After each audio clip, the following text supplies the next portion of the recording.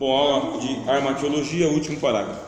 O que é o pecado? O pecado é uma indústria colossal e universal de pecados, sem conta ou controle, que abarca todo o gênero humano, desde o Éden ao inferno.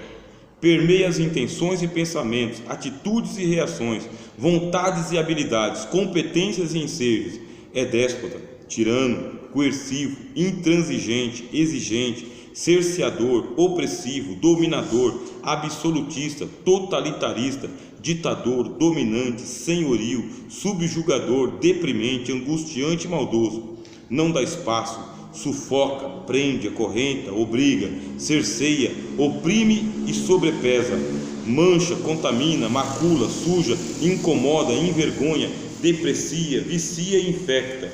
Por fim, o pecado se atualiza em cada humano que nasce, mantendo seu império de terror contido tão somente pela morte. Então, Paulo escreve aos Romanos e diz: o salário do pecado é a morte.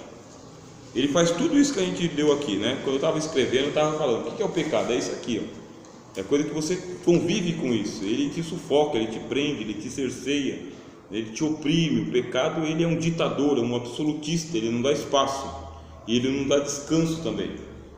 Por isso que a pessoa que vive em pecado não vive em paz, não vive em paz. O apóstolo Paulo, ele escreve que Deus dará em paga a cada um de nós de acordo com as nossas obras. Ele trará angústia sobre toda a alma que obra o mal, mas ele dará paz para aqueles que obram o bem, ou aqueles que andam pelo Espírito, né? Carta aos Gálatas, né? Deus não se deixa escarnecer. Tudo que o homem plantar, isso ele também ceifará. O que planta na carne, da carne colhe corrupção. O que planta no Espírito, do Espírito recolhe a vida eterna.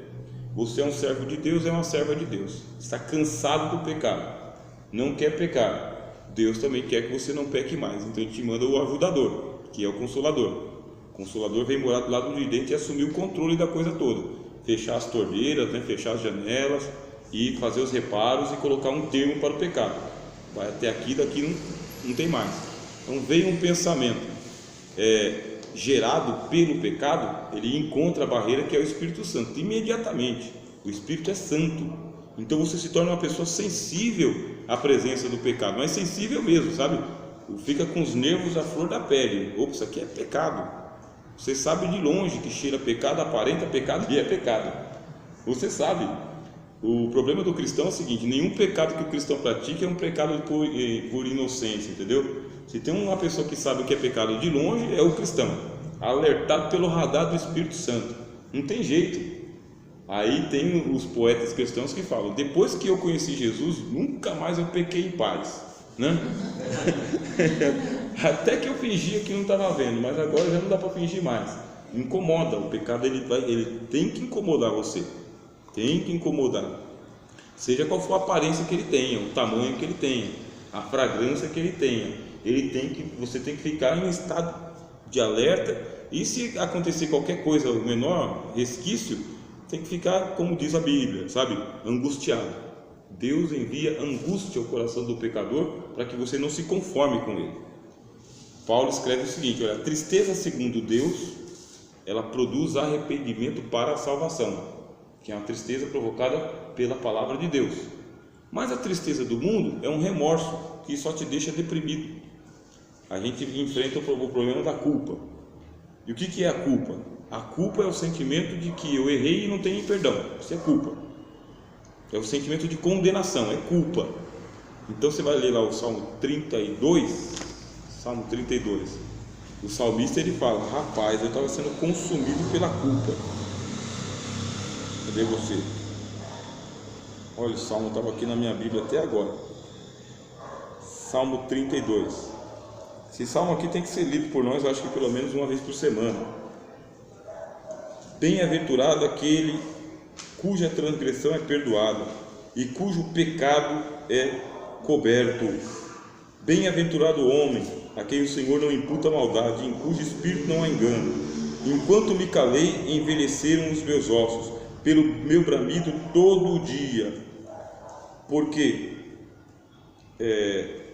de dia e de noite a tua mão pesava sobre mim. Ó Deus, colocando a mão sobre o pecador.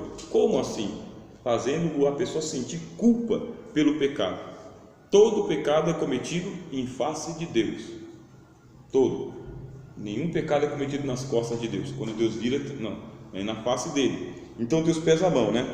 Ele diz aqui, ó: porque de dia e de noite a tua mão pesava sobre mim, e o meu humor se tornou em sequidão de estio. O meu humor, meu bom humor, se transformou em sequidão. Aquela terra seca, que não tem chuva nem garoa, não tem humor, não tem alegria, não tem não vejo graça. Salmista: confessei-te o meu pecado, e a minha maldade não encobri. Dizia eu: confessarei ao Senhor as minhas transgressões, e tu perdoastes a maldade do meu pecado. Não é que Deus perdoou o pecado só, Deus perdoou a maldade que está dentro do pecado. O pecado tem dentro dele uma semente do mal. Aí Deus perdoa a maldade que está no pecado. Olha que salmo bonito, né? Pelo que todo aquele que é santo orará a ti, a tempo de te poder achar, até no transbordar das muitas águas, estas a ele não chegarão. Bonito esse salmo, né? Muito bonito. Então todo aquele que é santo não fica em pecado. É santo, o pecado é incômodo, é uma farpa no pé, sabe? Você não dorme, você não trabalha, a festa não tem alegria, o culto não tem graça, o pecado não tem nada a ver com a gente, não tem nada a ver. E Deus, ele olha para você com condolências e fala: ó, meus pêsames, porque o salário do pecado é a morte, mas o dom gratuito de Deus é a vida eterna por Jesus Cristo. Então, se é a vida eterna por Jesus Cristo, o dom gratuito de Deus, aí o apóstolo Paulo fala aos Romanos: olha, não ignore uma coisa, a longanimidade de Deus é que te leva ao arrependimento. Paulo escrevendo aos Romanos, capítulo 2: segundo a dureza do teu coração, você entesoura a ira para ti, para o dia da vingança, se você se manter duro. Mas a longanimidade de Deus te conduz ao arrependimento. O fato de Deus não te punir imediatamente é por causa que Deus está abrindo um tempo de arrependimento para você e para todos nós. Todo período que a pessoa fica no pecado, ela fica com a mão de Deus pesando sobre ela, um peso, sabe?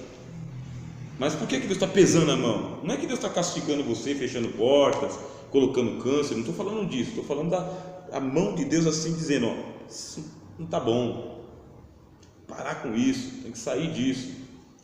E essa mão de Deus aí é a segurança que a longanimidade do Senhor está nos seguindo por todos os dias da nossa vida. A longanimidade nos conduz ao arrependimento. É o tempo que Deus nos dá, que é o tempo do arrependimento. Agora, se ficar empedernido, endurecido, o mesmo apóstolo Paulo fala: mas se você não quiser ter conhecimento de Deus, aí Deus entrega as paixões infames. Passou aquele período da longanimidade, aí Deus entrega as paixões infames, aí a pessoa começa a desonrar o próprio corpo e pronto, o pecado toma conta. Aí não sente mais, né? Aí não sente mais nem remorso, nem arrependimento, nem culpa, e ainda ataca Deus e ataca todo mundo. Só Deus pode realmente reverter essa situação. E assim a gente consegue ver a necessidade de Cristo. Sem Cristo não tem arrependimento, sem Cristo não tem evangelho, sem evangelho não tem Espírito Santo, sem Espírito Santo não tem pregação, sem pregação não tem fé, sem fé não tem arrependimento. A gente tem que viver de acordo com essa fé aí. Na semana que vem Deus vai nos permitir, se Deus nos permitir, a gente retorna aqui e a gente dá continuidade à nossa lição de hoje, né? Agradecendo a Deus aqui, que até aqui nos ajudou o Senhor, e estamos no horário. Deus abençoe.